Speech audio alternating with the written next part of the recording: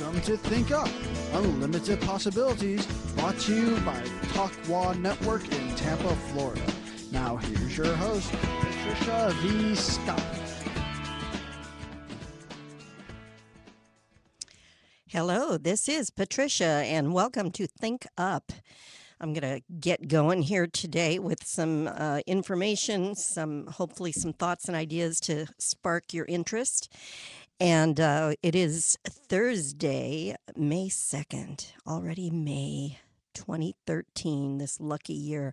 Been a lot of interesting coincidences happening, and that's a word that I'm always searching for a better way to say it, but I don't really believe in coincidences because in the field that I'm in, which is the world of hypnosis, hypnotherapy, neurolinguistic programming, and all of these wonderful fields that study human behavior and how we can take hold of our thoughts and our mind and make rapid changes and guide our destiny, so to speak.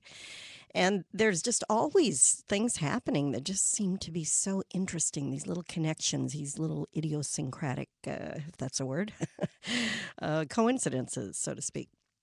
So I'm going to be talking tonight about several different topics, and this will be one of the radio shows that is you can use it for continuing education if you're a hypnotist, and pretty much any of the organizations worldwide, I believe, pretty much accept my trainings, my classes, my offerings here as continuing education. So you can contact me about how that works. It requires writing a paper, and I would verify that you have listened to the show and done a little synopsis of it. And you can contact me at uphypnosis.com for that information. And you can email me through the website or at info@uphypnosis.com. And tonight, like I said, we're going to be talking about pretty much about things having to do with the mindset of a victim versus the mindset of a victor, and several thoughts and ideas around that from a lot of different approaches and directions. Because the truth is the truth. The basics of what is at the center, the pure truth of reality, so to speak, can be described, and the opinions from many different areas, from depending on your belief systems, and we're going to talk a little bit about that. And the way that we describe things is less important than what actually is happening. And I always get a kick out of people talking about their subjective experiences, because I don't believe there's any other kind of experience we can have in this life other than subjective experience. You've always got your own little opinion, bias, thought, mindset, that kind of thing, expectations. All of these things color what we experience in life. And I'm going to be, again, talking about from many different directions how all of these different fields of study, a lot of different approaches and belief systems that do seem to come to eventually a center point that is the truth, that is what is, so to speak, as my friend Dick Sutphin used to say.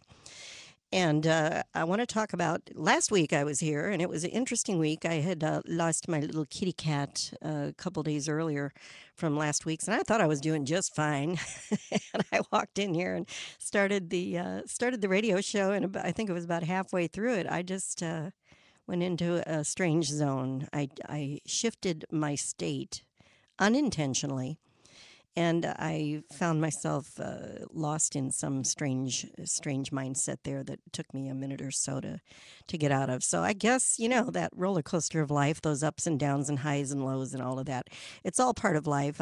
My goal is to appreciate in any given moment what is there, what value there is to add to my quality of life, or at least my lessons learned and my experience. And having more experiences always gives you more references from which to draw a way to approach a situation. And yet that one kind of caught me off guard last week. So I am back, and it is May 2nd, 2013, and I am back on track and had a lot of highs this week too. And isn't that the way life is? And people say, well, can't we just have all the good stuff all the time, or at least have it be a nice level kind of life for a while. And yet that just isn't the way it works. And life doesn't always cooperate with what we would like to have it be. So as long as that is the way it is, we might as well learn to accept and trust and be able to draw on, like I said, the experiences of those challenging times so that we can make those highs even higher. And that's the way I think of all of this work and my life's mission and pursuit and passion, which is the fields of study that I've been drawn to through the years are about human behavior, our human experience, our subjective experience moving through this lifetime with whatever challenges and highs and lows and ups and downs and sideways that come at us. So this week, I am in the process. Let's see, today is Thursday, so Saturday and Sunday this week, we are finishing up a 5-weekend hypnosis certification training. These are always just exciting times for me. We do 2 of these a year. And the hypnosis certification is through the International Association of Counselors and Therapists. And we also do training for the International Medical and Dental Hypnotherapy Association, of which I am a life fellow for that organization. Very proud to be a life fellow for that group. And these groups offer a lot of different trainings and education. I'm developing some medical and mental health modules at this, even as we speak here. Well, not right now, but in general in this phase of time. And it's always about getting more information out there, having it be more accessible for people. There's a lot of great hypnosis organizations. I belong to most of them, I believe, at least the ones in the United States, and either have or am a member now, have been in the past or am now. And they're always changing and evolving, of course, as well. And there's a new group, a wonderful new group called HypnoThoughts. If you're interested in human behavior and the human experience and learning about consciousness and these kinds of things, that you can go online and look up hypnothoughts.com. And a gentleman named Scott Sandlin, who started that group, and I believe it's only been around for 3 or 4 years. I think I'm pretty sure it's less than 5 years that he started this organization or this online community, and it became very, very rapidly all over the world one of the top, if not the top, online community of people interested in these techniques, hypnosis, NLP, and et cetera, the alphabet soup of the mind body type techniques. And Scott Sandlin did something right at precisely the right time when it was required, because it grew by leaps and bounds immediately, like I said, and there are literally members all over the world, and they started doing online conferences back at the beginning, and however many years ago it was, and I got invited to be on the first online conference, and I did a presentation. It kind of forced me to become a little bit more computer savvy, because I had to buy the little camera for the computer back then.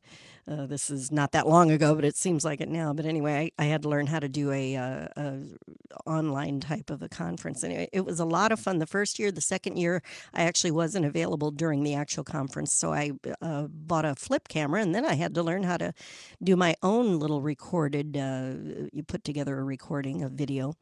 For the second conference, I did 1 or 2, and then again through the years. And this year, in June, is one of the things I'm really excited about. Is HypnoThoughts is now so big, and they are all over the world. Like I said, they are actually doing their first live conference. It will also be online, as they all have been in the past, only now they are actually doing a live conference. And when I looked at I got on board right away, of course, and it's going to be in Las Vegas, Nevada, and I haven't been there since my days in California doing this work, and that's been 10 plus years ago now, so this is going to be exciting.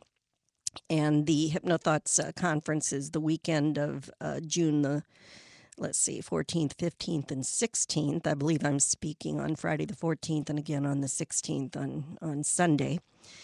And it's just so exciting, because I when I first signed up, there were quite a few people already, online on the hypnothoughts.com website, that I saw some absolutely wonderful, familiar people that I've known through the years and some new faces as well. And then within a month or two, I got back on there and looked at the lineup of presenters for this conference. Oh my goodness, it's so many people. I think it's everyone I've ever heard of in the world of hypnosis that's still alive is a part of this conference, and a whole lot of people that I haven't met yet, and literally from all over the world. So one way to go, obviously, is to go to Vegas, which is what I'm doing. I'm going to have a road trip, a fun road trip with my husband, who I just presented it to him yesterday. I wasn't sure what his attitude was going to be about going on the road from Tampa area, Florida, all the way out to Las Vegas. And yet we're going to do that. We're going to drive, and it's going to be an amazing trip. Yesterday was his birthday, so I'd been holding off telling him about it, not sure what his reaction would be. But I was so relieved and so happy that he is excited about it, and we are going to make it a nice trip and visit some of the wonderful parks and canyons and places on the way out and back, and make it a wonderful trip. So I will be there at HypnoThoughts Live, and you can look this up on the internet. My wonderful friend Michael Watson from Orlando, Florida, will also be there. He's probably flying. However, I'm sure he's not going to make it a driving road trip like I do. But I love being on the road. And, if you've listened to past shows, you know that I was in show business for 20 years before I got into this, which was about 21 years ago now. So getting up there in years. As I say that, I recall how old I am. But it seems like just yesterday and today, another one of those wonderful little idiosyncrasies, one of those little synchronistic connections happened. And then I had a friend of mine who was going to be coming to be present at this last final weekend of our hypnosis training. And for the graduating class, I was going to surprise them and bring in someone from the hypnosis world. His name is Jim Duncan, who I've respected in this field for many years. And many years after respecting him in the world of hypnosis, I met him at a hypnosis conference. And this now has been about 7 or 8 years ago. But I ran into him, and I remembered his name from reading articles, and I knew he was someone high up in one of the organizations, and really had a lot of respect for his hypnosis work that I'd seen through the years. And I met him, what I thought was for the first time, and during the connection with him, discovered that we had 18 years earlier been in a show in Indiana, and it was a production of A Chorus Line. So there you go. And here was this guy, and all of a sudden I, had an instant regression, and here I am looking at this gentleman who I knew from the world of hypnosis, and realizing, yes, we had done this show together, and it was actually one of the last shows that I did in the field of in the world of show business, not knowing at the time that it was going to be one of my last shows. And Chorus Line, I played Val, if anyone's curious, and you can look that up. The official name of the song is Dance 10 Looks 3. Has a little different name in the field. But anyway, so Jim Duncan was going to be coming this weekend. He's actually up in Michigan, and he is now the head of Infinity Institute, formerly owned by the founder of that was Ann Spencer, a name in the world of hypnosis some of you may know, because she began the International Medical and Dental Hypnotherapy Association many years ago. And she semi-retired, and she sold that organization a few years ago to Robert Otto. So, and again, that's the group that I am now the life fellow. I'm a life fellow for them, which is just wonderful. All these little connections that through the years have surfaced, and things just keep coming around. So as I was listening about him not being able to come this weekend, he makes mention that some people that he still stays in touch with from that show that many years ago, and that they had run into another gentleman that was in that show up in New York City. And again, this is someone I haven't seen or heard of since then. And it turns out this gentleman, Paul Liberti, was my leading man in the show right after A Chorus Line. He was in both shows, as I was. And we did A Chorus Line together, and then he played my husband, Alvin, in this show right after, which is I Love My Wife. Boy, talk about a dated show. It's all about the sex revolution of the 1970s. It's very risque back in those days, right? And The whole third act of that show, I seem to recall in hindsight, was four people in a big bed on the stage. Under the covers most of the time. It was quite an interesting show to be in, and the choreography was quite fun. And of course, like most dinner theater, this wasn't a dinner theater actually; it was a regional theater. But like most shows of that caliber, risque in what it sounds like, but very innocent in the production. And although the costumes I seem to remember were pretty revealing, and there's some interesting flashbacks there for me today. So after all these years, I hear about this person that I didn't even know for sure was still out there, and he's in New York. So all these things. Now this, again, funny because I started talking like we were going to be covering victim mindset versus victor mindset. And what got me off on that little tangent was because, life happens, things happen. My cat died. One of the ladies in our class, her sister just all of a sudden, surprisingly, I think she had a heart attack or something and died recently. So this is the cycles of life happen. They're not going to stop happening based on our attitude, our expectations, or on how we choose to what we want to have happen. So these techniques that I have been studying for so many years, and now I'm teaching other people, are about taking whatever happens in life and making the most of it. The whole idea of the think up, and I've talked about this in past shows as well, and just having that uplifted kind of an attitude about life isn't about, again, it's not about rose-colored glasses and pretending everything's just fine, peachy keen. It's about taking and actually being more in tune, more in the now.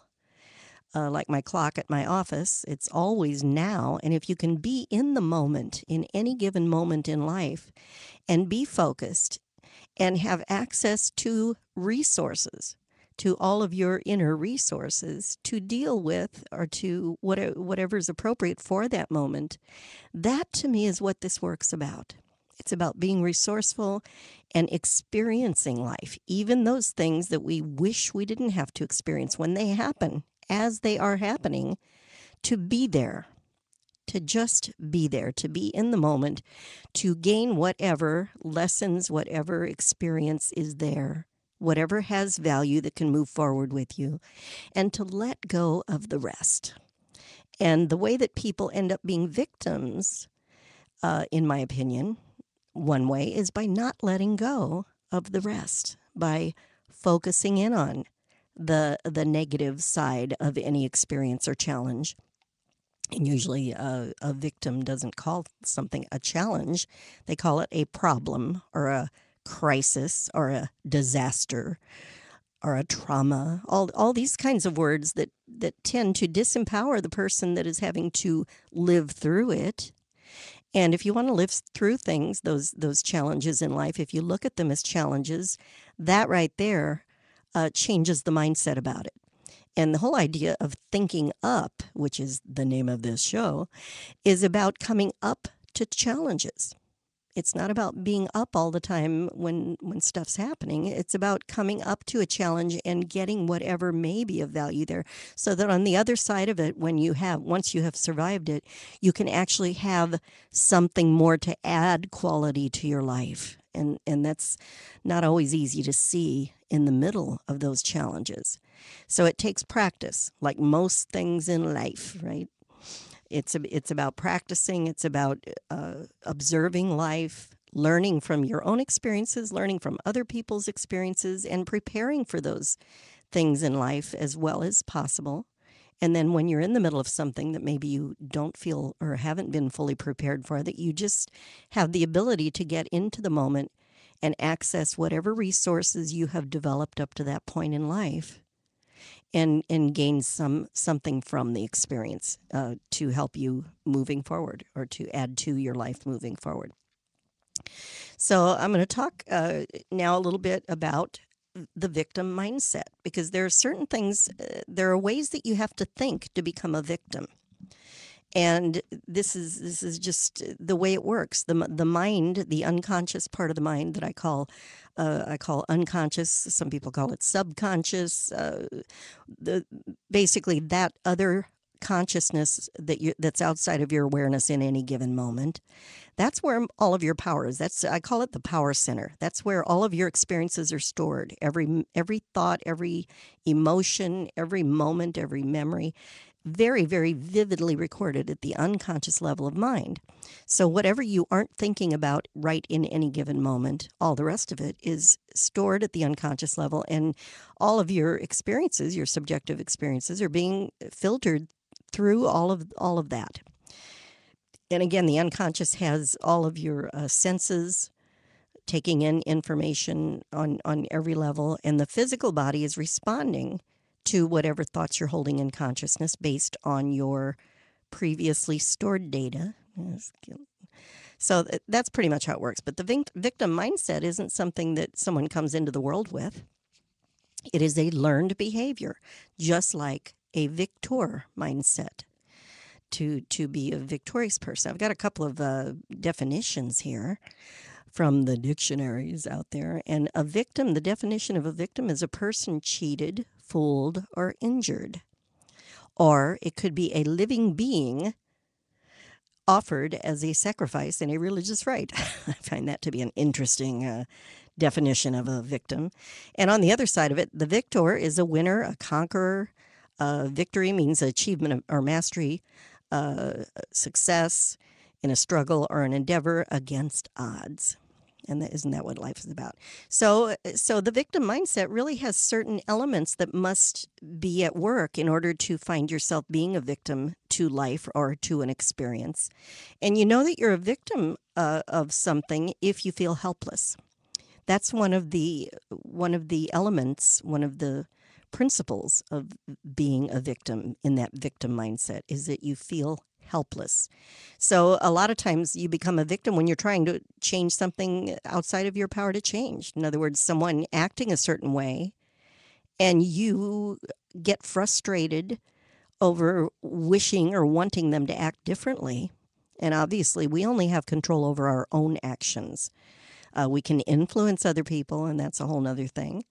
But when we try to make, wish someone would be different and they're not, that leads to frustration, and it's a totally helpless place to be, and it puts you in the victim mindset.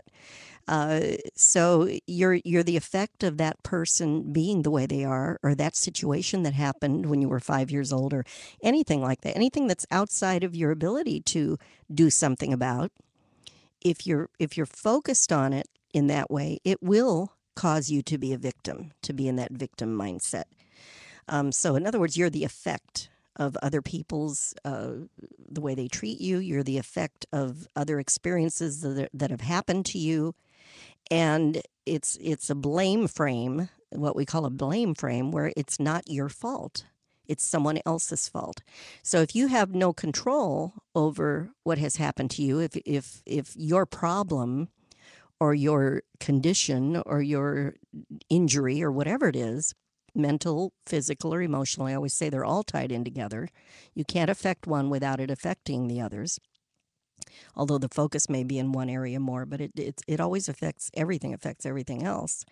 So if it isn't your fault, and if someone else is to blame or something else is to blame, then you're absolutely powerless to do anything about it. And you are the effect of some outside force. That is a victim mindset. And then people say, well, but it was that person's fault. I use the example in classes of, you're driving along, you're obeying all the laws, you're going through an intersection, the light's green, and somebody runs a red light and bangs into your car. And let's say they banged into your car, and now you've had a back injury for the last 30 years based on that person running that red light, breaking the law, and hitting your car, and now you've had back injury. Maybe you've had financial problems because of it. Maybe you've had all kinds of pain and suffering and blah, blah, blah. All of that. All because that person is to blame because they ran through the light. Now, here's the problem with that. If someone comes to me and they've gotten into that victim mindset, there's no one's going to blame someone for being victimized they can't blame the person because after all they were obeying the law and going through the green light. But that person that ran the red light is to blame. The only problem with looking at it that way, with thinking about it that way, is that there's never going to be a way for that person to get unstuck from that victim mindset.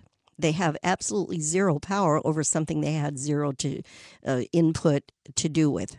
So there's the thing about blaming someone else. They get a lot of support. Anybody who has someone or something else to blame for their predicament, for their problems or their problem or their condition or whatever it is, they're going to be able to, you know, gain a lot of support for that, because after all, it isn't their fault. So they get a lot of sympathy, a lot of support, and these sometimes are people. And again, I don't want people to think I'm talking down about support groups, but that's where that whole support system starts to be built around things, around conditions and mindsets and things like that. So you get a lot of support.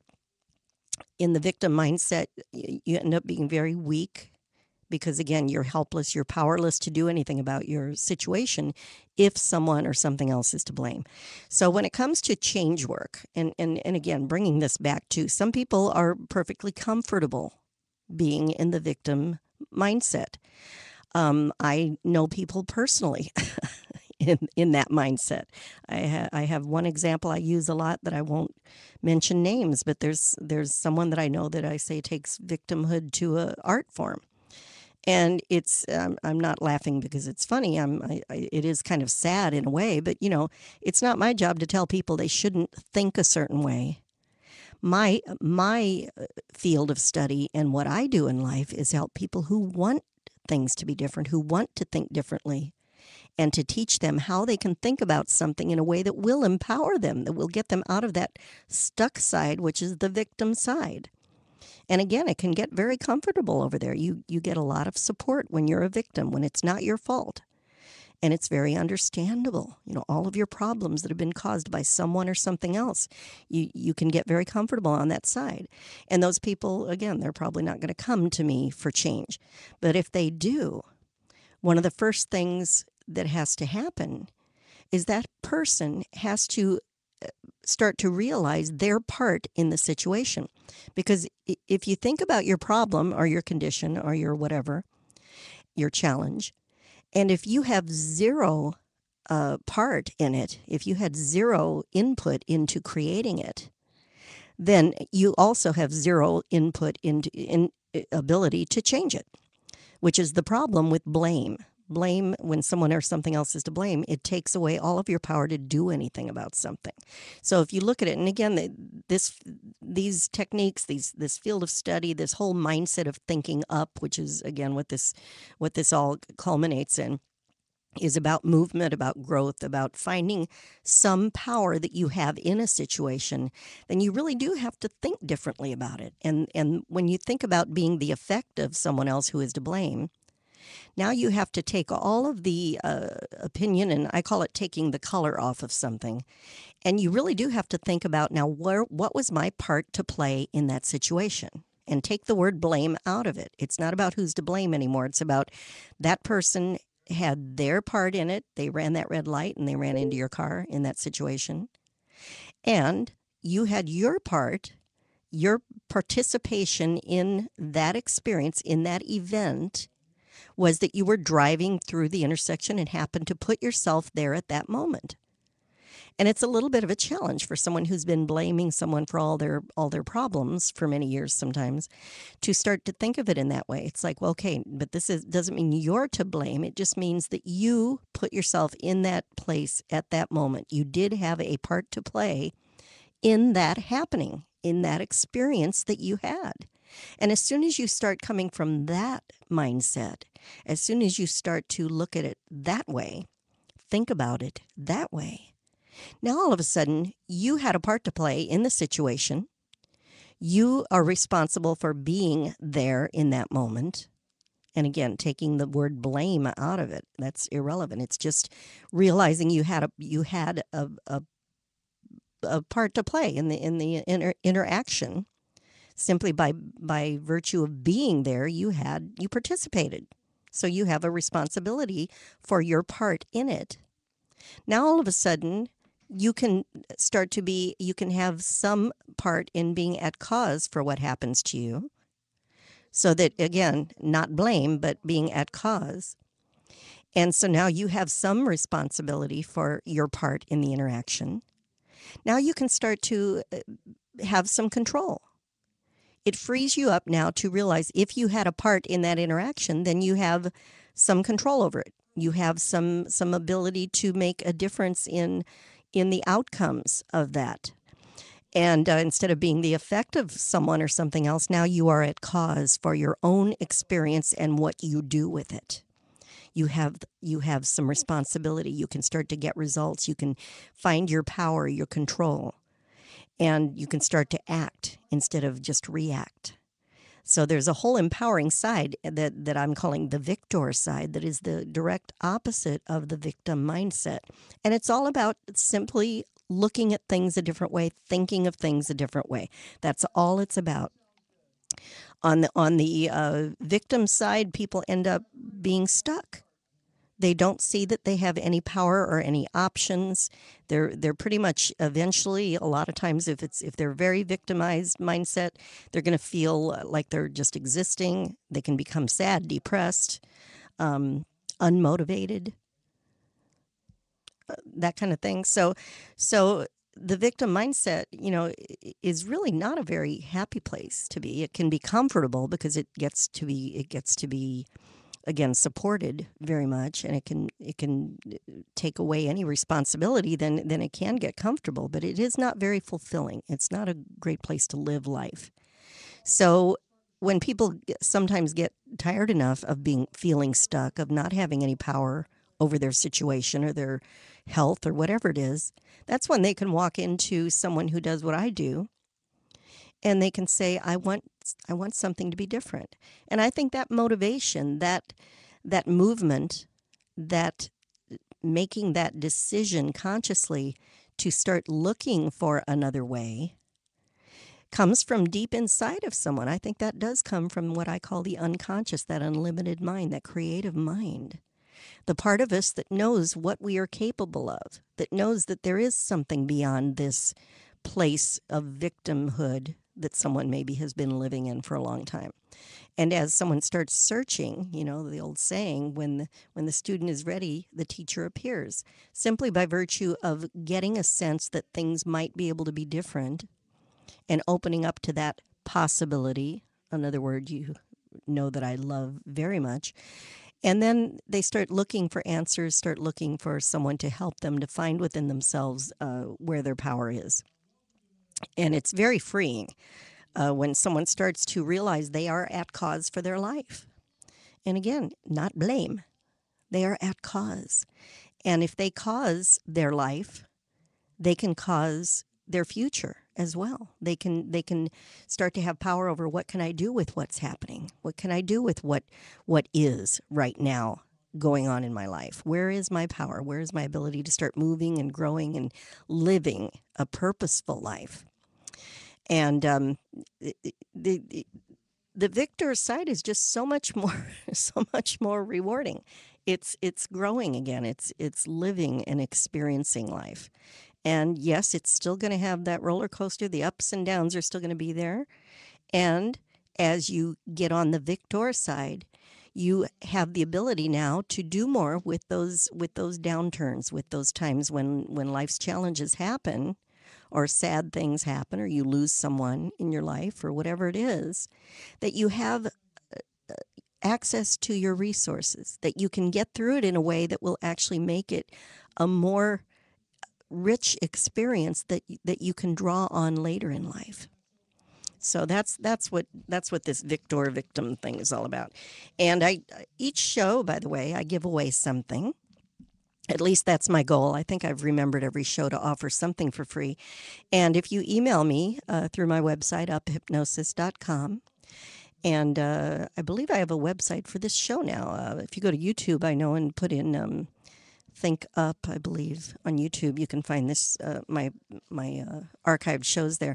But what I'm giving away today for anyone listening, either during the time of the show, which is May 2nd, 7:30 to 8:30, Eastern Standard Time. Or if you just listen to an archived show and email me as well, I will still send you this little booklet that's from one of my classes I give called Forming the Happiness Habit.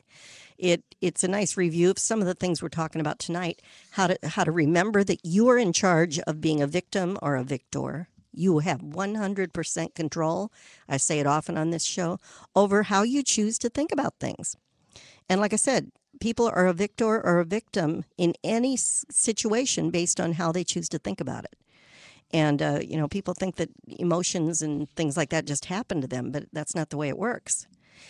I talked a little bit about the HypnoThoughts Live conference in Las Vegas in June, but I didn't mention that in about a week and a half, I guess it is, 2 weeks, I guess, the International Association of Counselors and Therapists and the International Medical and Dental Hypnotherapy Association are having a combined conference in beautiful Daytona Beach, Florida, which is just a couple hours northeast of where I am here in the Tampa Bay area. And if anyone's interested in, again, learning more about these things, aside from the HypnoThoughts Live conference, which has online virtual conferencing, you can also, no matter where you live, you can do the online virtual conference for that conference. International Association, actually, if you go to IACT.org or imdha.com, you can find information about the conference. And this is going to be May. Like I said, in a couple of weeks, May the 17th through the 19th is the main part of the conference. I'm actually going to be there for 3 days before that and 2 days after that. So I'm going to spend over a week in Daytona Beach.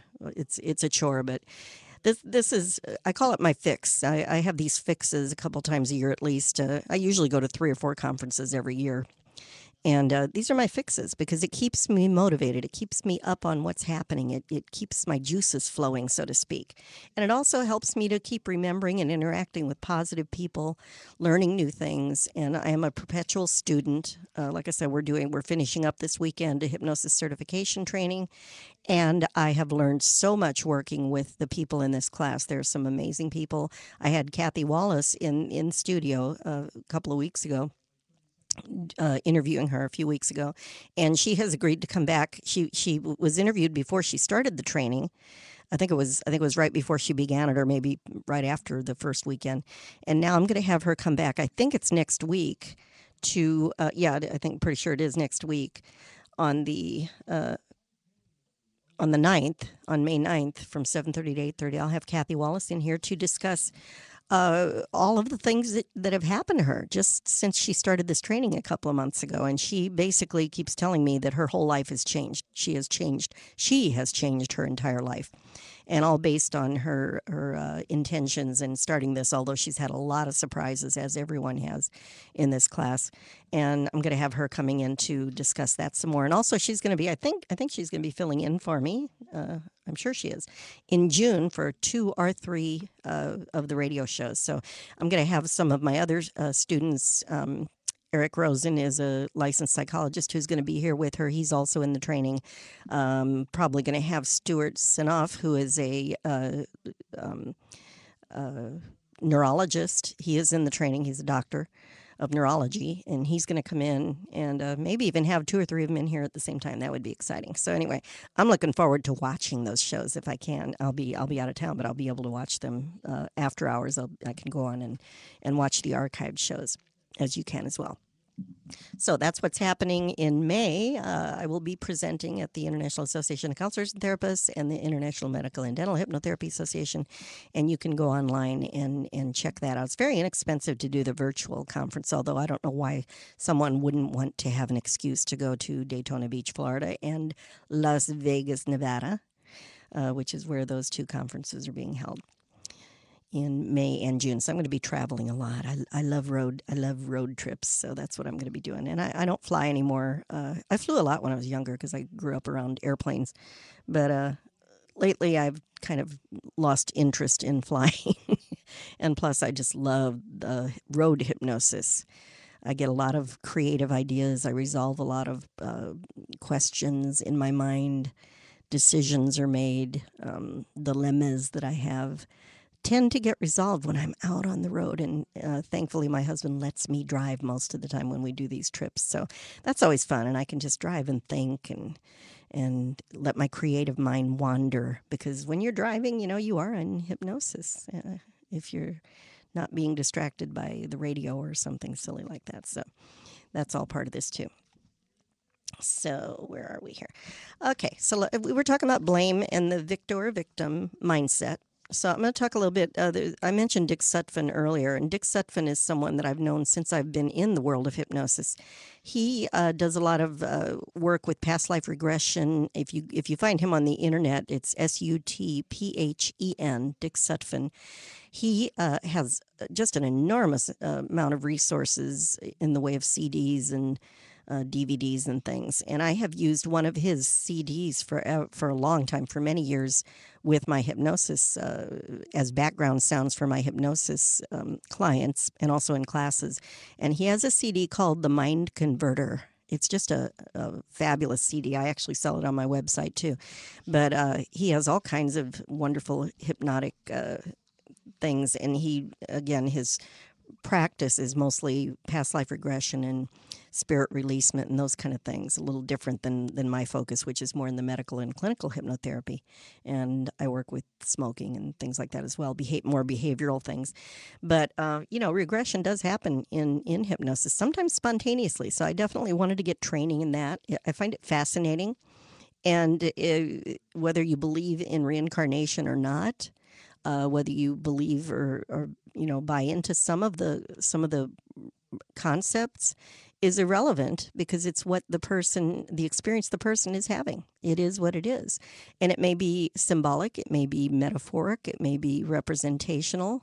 It always is representational. So based on a person's belief systems, expectations, and many other things. I've had people go into a spontaneous past life regression in my office. The very first one that I experienced with a client, after the session, he announced to me he doesn't believe in reincarnation or past lives. And yet something happened. He went to somewhere that was quite obviously a place and time before his birth.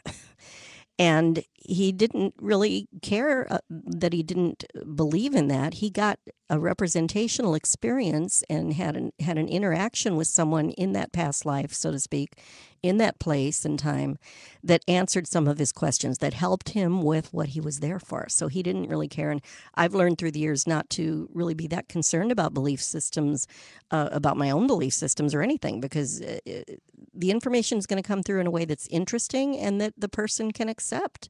And sometimes in very surprising ways. Like I said, he didn't even believe in reincarnation, and yet he knew he had gotten his answers from someone, and you can analyze it, you can try to figure out what that is, but it's less important than the fact that they got what they needed.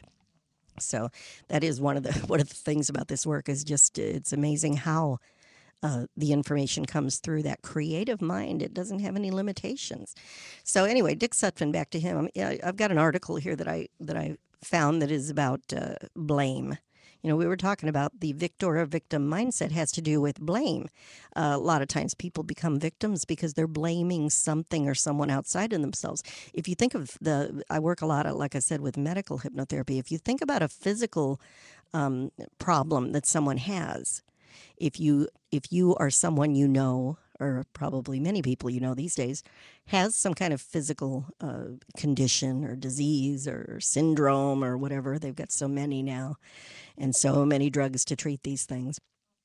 And yet, if you have something going on or someone does, that it's easy to feel victimized. It's easy, some people, they'll come to me and they'll be blaming either their genetic makeup. That's a good one. That's a popular one to blame, because and again, what that does is it puts the power outside of yourself. Someone or something else is to blame for your condition, then you've just given your power away. So my job is to help them to start to realize where their power is in the situation. So Dick Sutphin, talking about blame, he says, from a human potential perspective, blame is self-pity. if you think about it like that. He talks about, and again, he does a lot of past life type things, but these I want to talk about this simply because of the principles involved about blame. So regardless of your belief system, just listen to the content rather than anything that might be not quite fitting into your paradigm or whatever. He says from a cosmic I'm sorry, from a karmic perspective, karma, of course, being a part of the, you live for the past life regression people, they know what that means about karma and reincarnation. That's what it's all about.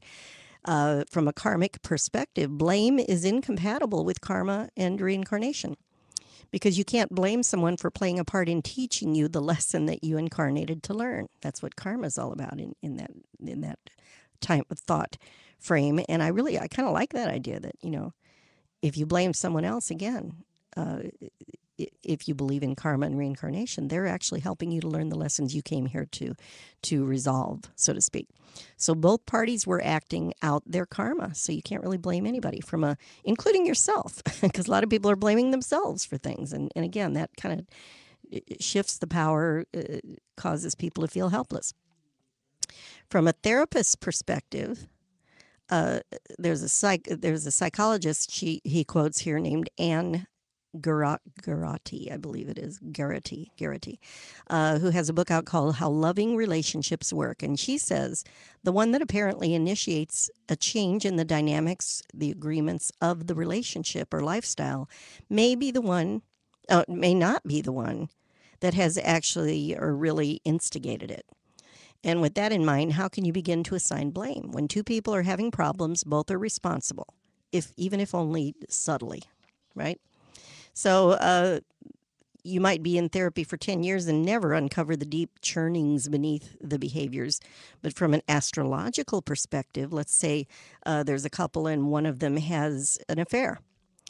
And that's generated a major crisis in the marriage. A good astrologer will be able to pinpoint the situation in both of their charts. So again, talking about karma and the way things all interact together. And if it's in both charts, it was destined to be experienced as a learning opportunity. So there you go. Life in the physical body is about making growth choices and then experiencing the consequences of your actions through cause and effect. So again, taking responsibility and allowing yourself to have an experience based on the choices you make and taking the responsibility for whatever the outcomes are that you have created and what your part in that is. And then now, what do I do with it? That's the way to move through these things. So ideally, you learn through love and wisdom, according to Dick Sutphin. But if not, there's the old reliable teacher called pain. Pain is a great teacher, isn't it? At least love and wisdom sound like a lot nicer way to do it, but there is pain as an old reliable teacher, he says. Suffering makes a point and you learn, but only if you let go of the blame. So that's the thing. If you're in the middle of the pain blaming, then you're not going to learn anything. You're going to be stuck again on that victim mindset. If you cross over into spirit without resolving the blame and forgiving the one you see as the perpetrator, it's assured that you, again, in the frame of the karmic reincarnation realm, that it's assured you'll reincarnate together in a future life to continue working the karma. Because if it hasn't been resolved yet, you got to keep doing it again until you get that lesson. So you might as well get it the first time. When people come to Dick Sutphin for past life regression, more often than not, he says they're wanting to understand why they had to suffer. Why are they suffering? And why did someone maybe abuse them or something like that? Why is someone being so hateful or being so mean to them? And the knowledge does help people to let go of blame. If you see that the old something or that they did something painful to them in another life, it can be easier to justify the suffering. But he always says he concludes his sessions with forgiveness of self, forgiveness of others. And that is just a wonderful way to resolve those things. So I'm going to be talking a little bit more about the victor-victim mindset. And I want to bring it back around to thought. what we believe, what we expect, how we think, and how we have 100% control, as I always say, of how we choose to think about something. If the way you're thinking about it is causing you to be victimized, to be in the victim mindset, at the very least, you are responsible for choosing that. And it may not be intentional, but as soon as you realize that there is another way to choose to think, then you can't. You're not off the hook. You have to take responsibility for either choosing to stay on the victim mindset because maybe you're comfortable there, maybe it serves you in some ways that you're not willing to give up. And yet those people usually don't come into my office. They don't come to this work. They're not searching for ways to improve, make their life better, to take their control back, their power back. But it's a matter of once you realize you have another choice, then you really have to be responsible for what you do with that information. So enlightenment, right? That's a great word for this kind of thing. Being enlightened. And I always say these techniques, this field of study that I am just so in love with and so drawn to through the years, whatever labels or names you give to all of these kinds of ways of thinking, because they've been around for centuries by many different names, and there truly is nothing new here. This is all just people repackaging, relearning, giving them new names and titles. And the current fields that I am finding most of these answers in is in the world of hypnosis and the world of neurolinguistic programming, which is NLP. And that's only been around since the 1970s, but it's based on historical and generational information that has been passed down through the centuries, like I said, all the way back to some of the great philosophers and doctors, scientists, whatever you want to call that. So for the next couple of minutes here, I just want to talk a little bit about.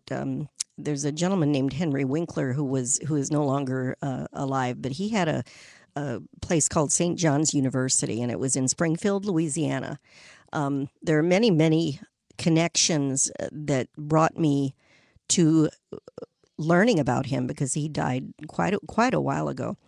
And I have a lot of information, a lot of videos from his trainings that came to me from a woman who called me on the phone one day about 3 years ago, I guess it's been now at least. And she was looking for someone here in the Tampa Bay area. She had been looking around for someone who was involved with hypnosis because her husband had just died, and he had attended these classes in Louisiana with Arthur Winkler. I keep wanting to say Henry Winkler. That's Fonzie, right? With Arthur Winkler, and she wanted to find. He had all of these videos and CDs and things, and or cassettes. I guess they were actually. I had them transferred over to CDs and DVDs, but they were the old-fashioned stuff. And she had boxes and boxes and boxes of these things that he had a hunger, a passion for hypnosis, and had trained with Arthur Winkler for many years. And she wanted to find someone who would actually use all of these things. She didn't want to just give them to Goodwill or give them to some organization or person that she didn't think would value it. And somehow, interestingly, magically, wonderfully, she had found me and called me and made the decision that I was the right person to hand over all of this wealth of information to. So starting, I know I'm going to be running out of time here in this show, but on the next show, I'm going to start covering some of the, again, wealth of information. And most of this, the studies, the extensive videos and things that I have are from the pretty much I think it's from the 60s and 70s. Of the last century. So, and yet there's so much here of value. And since this organization is no longer there, St. John's University, I don't believe exists anymore. And Arthur Winkler's been gone for, like I said, many years. And I want to start sharing with you some of the content because, again, these are things that I believe need to be passed on. And I've had the privilege and the honor of working with and studying with so many wonderful people that I'm sharing with you through these radio shows so that I can have them documented and have them available for people to continue their education and passing on these ideas. And yet Arthur Winkler's someone I didn't have the privilege of firsthand studying with. And yet one of the first videos I started to watch after she gave them to me included in the classroom of the video, I hear a voice in the background, and all of a sudden the camera goes to Dr. Paul Durbin, who I've spoke of. Now, he just died about a year ago, and he was one of my mentors, one of my first people that I studied with in this field in the medical hypnosis. And he was a chaplain at the Louisiana, the New Orleans hospital. I remember the name of it, the one that got destroyed during Hurricane Katrina. And that's when he retired and moved to Georgia. And then I believe he was there for a few years before he just died last year. But here's Paul Durbin in this room with Arthur Winkler in this training, and much younger than when I had met him, because this was, again, back in the 70s, I believe, that this was recorded. And here was Paul Durbin was, again, a chaplain. He was also a brigadier general in the Army, so he quite an interesting man, and he did a lot of writings himself. If you look him up, he's got a wealth of information out there on the internet as well, and he did a lot of writing about Viktor Frankl, and may be bringing some of that into some future classes here. So again, I wanted to remind you that I am giving something away. If you want to contact me through uphypnosis.com, I will send you this booklet of Forming the Happiness Habit.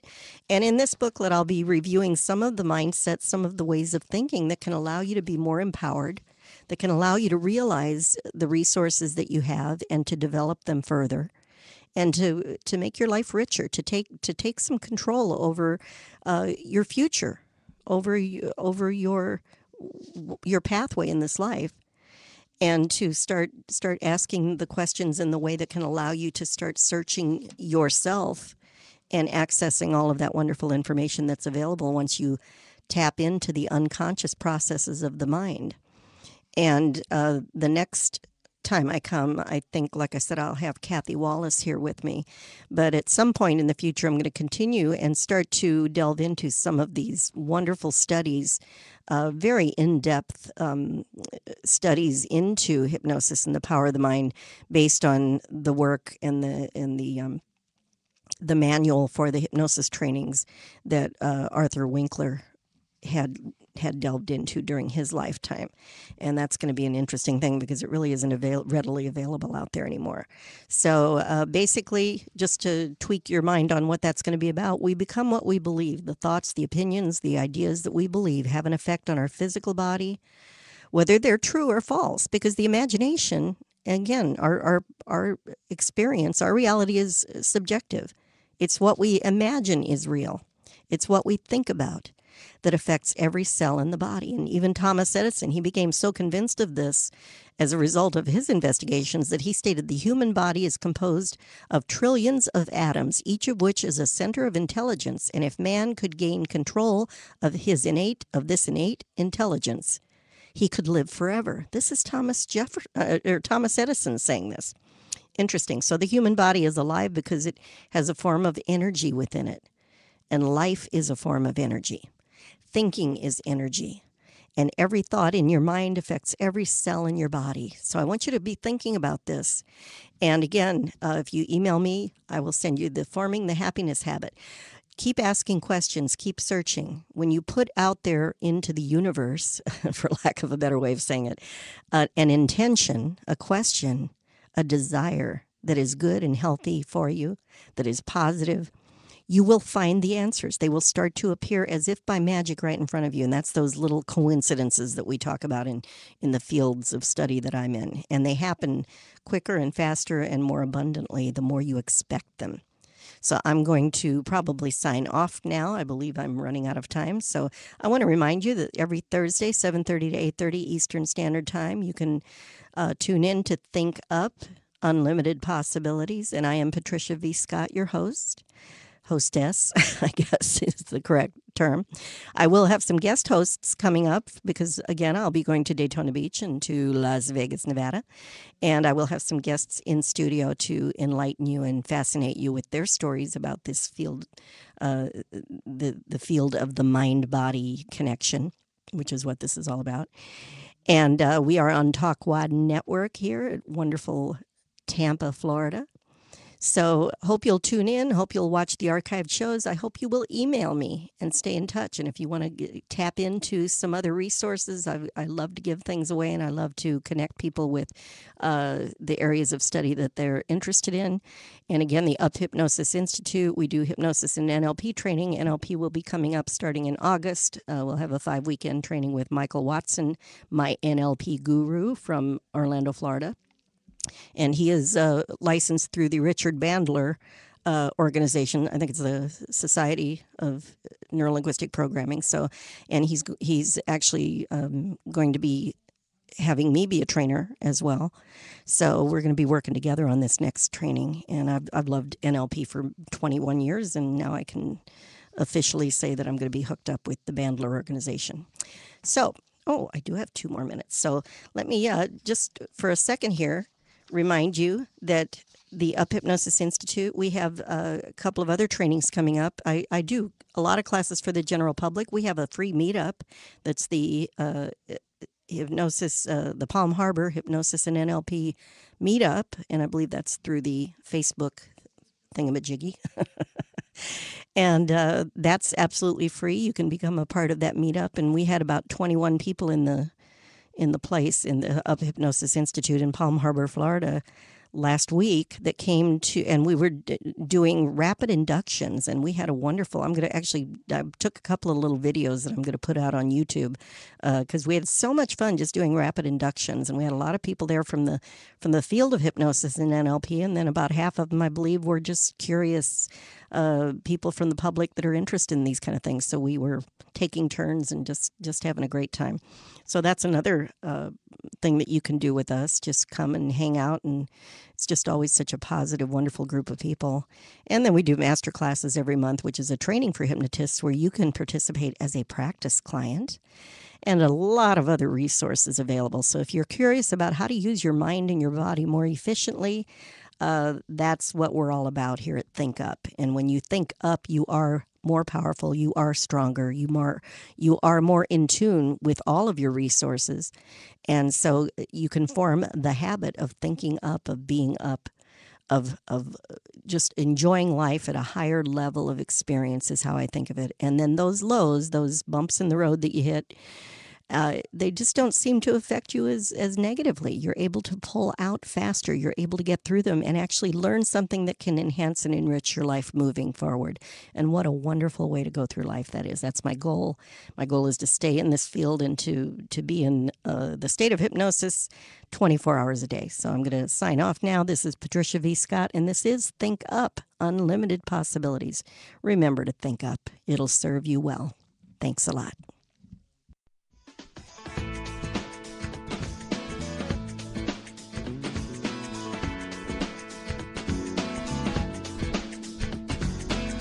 You for watching Think Up, Unlimited Possibilities with Patricia V. Scott. Brought to you by the Talk One Network in Tampa, Florida.